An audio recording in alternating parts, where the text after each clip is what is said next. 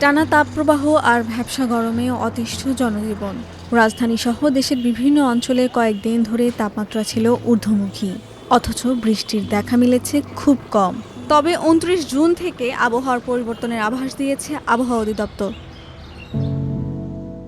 আবহাওয়ার পূর্বাভাসে বলা হয়েছে, রংপুর, রাজশাহী, ময়মনসিংহ, ঢাকা, বরিশাল, চট্টগ্রাম ও সিলেট বিভাগের অনেক জায়গায় এবং খুলনা বিভাগের কিছু এলাকায় দমকা হাওয়া, বজ্রপাত সহ হালকা থেকে মাঝারি ধরনের বৃষ্টি হতে পারে। কোথাও কোথাও মাঝারি থেকে ভারী বর্ষণেরও সম্ভাবনা রয়েছে। এই বৃষ্টিপ্রবণ আবহাওয়া আগামী ৩ জুলাই পর্যন্ত অব্যাহত থাকতে পারে। এদিকে আবহাওয়া অফিসের ঝড় সতর্কীকরণ কেন্দ্র জানিয়েছে, দুপুরের মধ্যে দেশে ১১টি অঞ্চলের ওপর দিয়ে ঘন্টায় ৪৫ থেকে ৬০ কিলোমিটার বেগে দমকা বা ঝড়ো হাওয়া বয়ে যেতে পারে। রংপুর, দিনাজপুর, বগুড়া, ময়মনসিংহ, বরিশাল, পটুয়াখালী, নোয়াখালী, কুমিল্লা, চট্টগ্রাম, কক্সবাজার ও সিলেট অঞ্চলে বৃষ্টি কিংবা বজ্রবৃষ্টির সঙ্গে ঝড়ো হাওয়ার আশঙ্কা রয়েছে।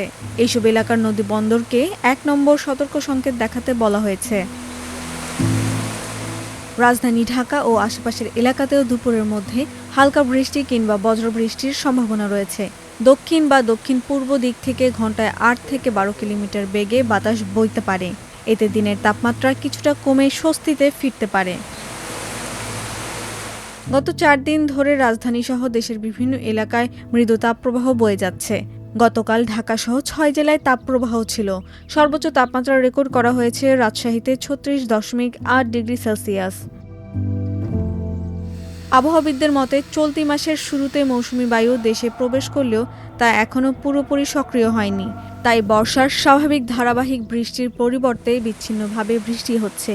তবে আজ থেকে বৃষ্টির প্রবণতা বাড়লে তাপপ্রবাহের তীব্রতা কমে জনজীবনে কিছুটা স্বস্তি ফিরতে পারে।